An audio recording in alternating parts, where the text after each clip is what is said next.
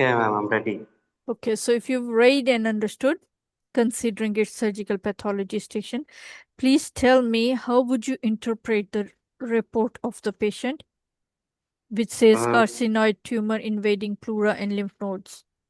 yeah, so it is malignant tumor of the lung, which is the carcinoid tumor, which is rare but aggressive because here it says that there is lymph node invasion, there is pleural invasion, and on histopathology, patient must have pleomorphism, central necrosis, and also patient will have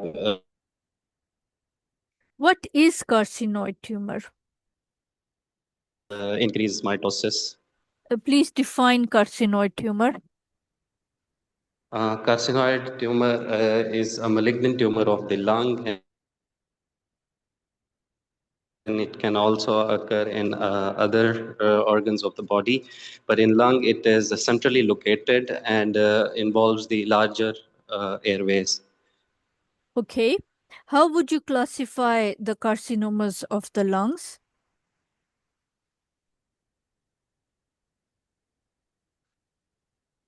Can you tell me what are the classifications? How many? Hello. Yes, can you tell me how many classifications can you tell me the for the lung cancer? Okay, so there are small cell lung carcinomas and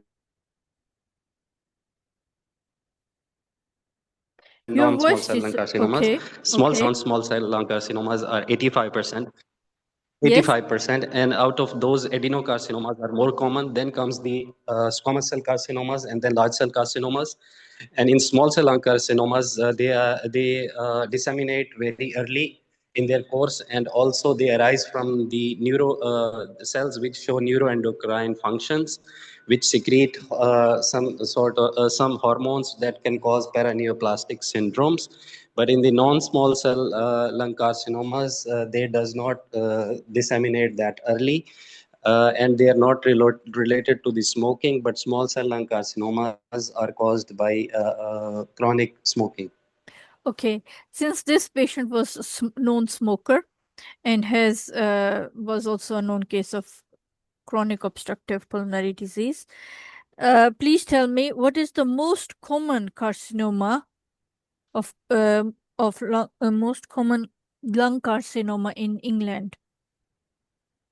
In England, most common lung carcinoma is adenocarcinoma. Okay, what is adenocarcinoma? Adenocarcinoma is a malignant carcinoma that arises from the glandular tissue of the glandular cells of the epithelial tissue. Okay, from glandular epithelium. And it's most common in non-smokers. So it cannot be present in this particular patient.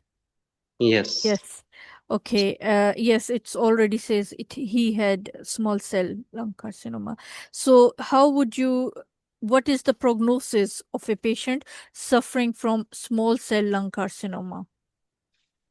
Small cell lung carcinoma patients have usually bad prognosis because of the early dissemination and also having the neuroendocrine origin of the cells, which causes paraneoplastic syndromes. But the non-small cell lung carcinomas have better prognosis as compared to the small cell lung Okay. carcinoma. I should have asked you 5 years prognosis. Anyway, my question was wrong. Please tell me how many simple bedside non-invasive tests you can recommend or suggest for this patient for the diagnosis. First of all, the bed test is sputum analysis. Yes. And Other? other is portable X-ray that can also be done on bedside that can tell us That's about. transbronchial needle aspiration can also be done. And yes. Okay. Yes. Please tell me how would you differentiate lung carcinoma from mesothelioma?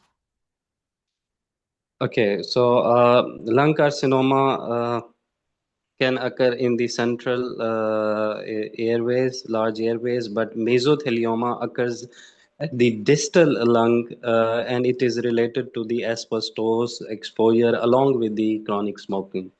So on X-ray, if there are pleural plaques which are dense collagen connective tissue which are more calcified and at the distal part of the lung are called mesothelioma, but in the lung cancer, mostly the central airways which are proximal show coin lesions that shows it to be having lung carcinoma rather than mesothelioma.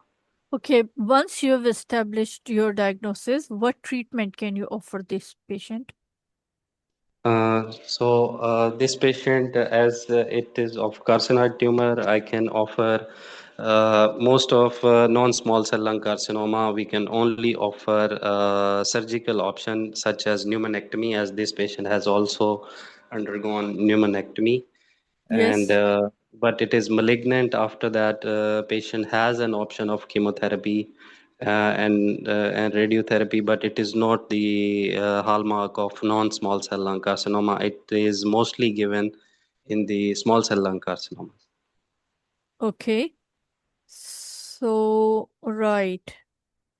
This pneumonectomy, which was done before, would that be enough, or do you think patient needs to undergo another revision? As it has spread to the lymph node, I think it won't be any help to me. So, patient might need symptomatic treatment along with counseling of Okay, the patient. what chemotherapeutic medications can be offered to this patient? We can give tyrosine kinase inhibitors like imatinib. Okay. We can also give immuno and also give immunotherapy to the patient if there is they are DPL1 positive. Okay.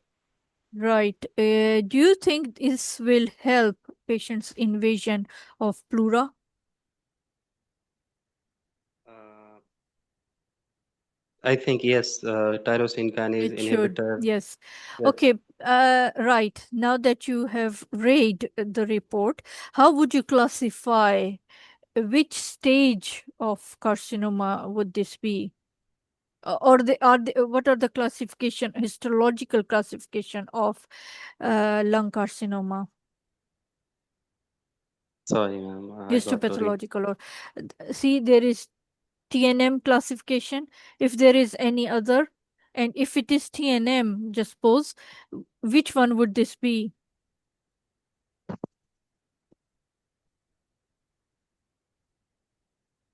No.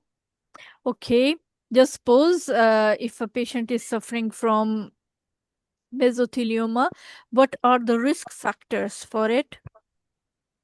Mesothelioma, asbestos exposure, nickel, arsenic, smoking. Yes. They are all Radiation, carcinogenic. genetics. Yes. Which gene is involved in mesothelioma? Mesothelioma, I think epithelial growth factor receptor. BAP1 gene. Okay. BAG, B BAG1. BAP Okay, one gene. BAP. And Okay. okay, and in case of adenocarcinoma, which tumor factor is involved? Which And tumor marker? in adeno factor, I think in adenocarcinoma there is tyrosine kinase. I think TTF1 that. Okay. that is involved. It's a cell marker for adenocarcinoma. Okay, Okay, ma'am. thank you. Thank you, ma'am.